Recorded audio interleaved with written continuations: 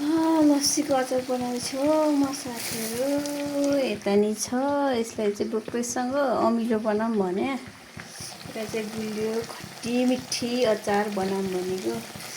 मसलाहरू यहाँ मिक्सीमा पिसेर हालियो, टक्क लगाएर यसो। अरू त के गर्नु छ र,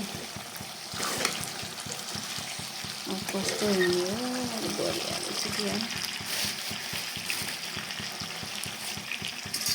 लगाएर। अब यो मरमसला त सबै लगायो है, यहीँ धनिया जिरा मेथी सौंफ सबै, मरिचहरू ल्वाङहरू खुर्सानीहरू। अब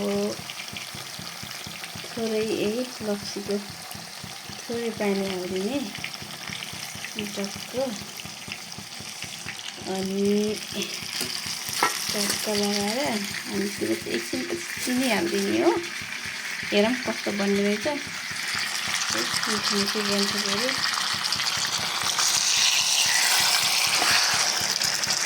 कस्तो हुन्छ अब यसमा म चिनी एड गर्दैछु। हेरौँ कस्तो हुने रहेछ। यसरी बनाउँदैछु है साथीहरू म लस्सीको त।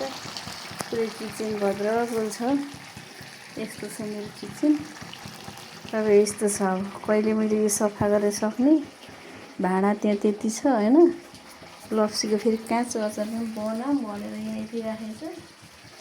अनि अरू त यस्तै छ है साथीहरू, के हाल्नु हो।